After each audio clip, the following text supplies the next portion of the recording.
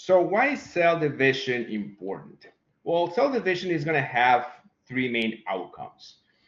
Number one, for replacement and repair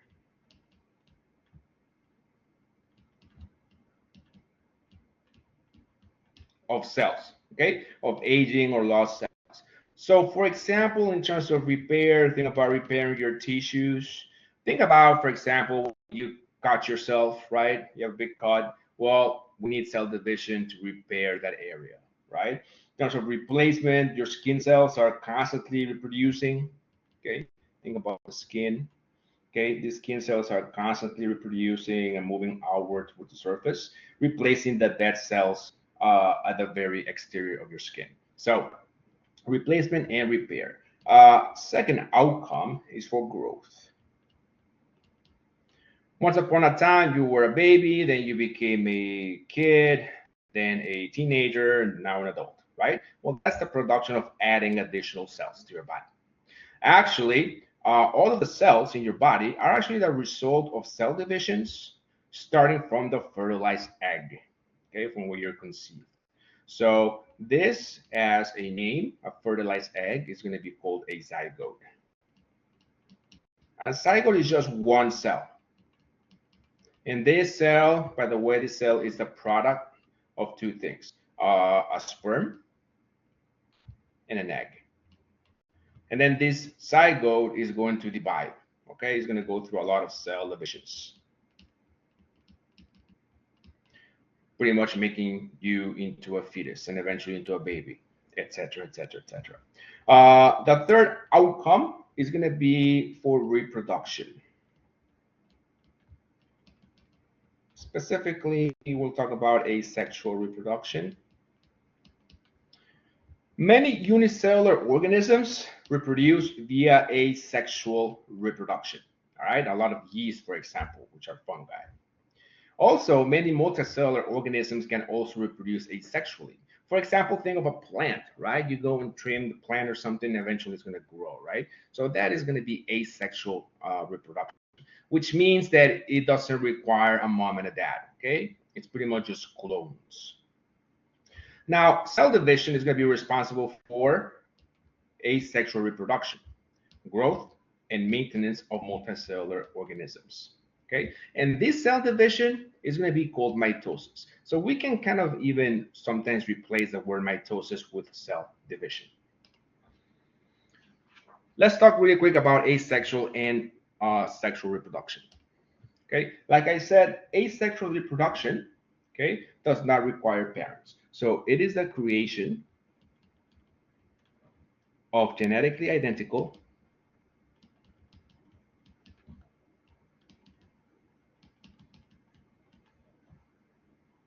offspring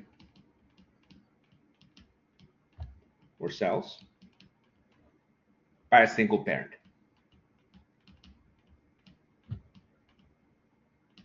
Okay, the offspring is going to have the same genetic material as the parent cell, just like I showed you in one of my first slides. And it's going to produce a clone.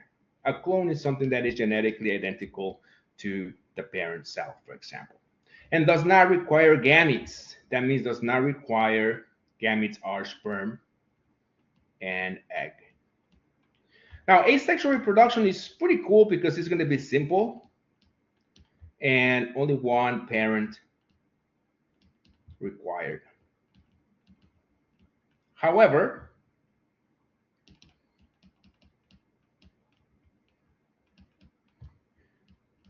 has limited genetic variation, which is not great. Okay, that's key. Because if you have limited genetic variation, that means, like, for example, there's a lot of organisms that are the same, look the same, have the same genes. A disease comes in, it wipes the whole population, right? But if there is genetic variation, well, some organisms may be able to adapt to the new environment, right? So that's what's very important. So asexual reproduction is very simple, one parent. It's good in that sense, but lacks genetic variation. So I'm gonna put here number one. And then number two, sexual reproduction. This one requires requires fertilization of an egg by sperm. In other words, this requires two parents, okay, a mom and a dad. So two organisms, okay, a mom and a dad.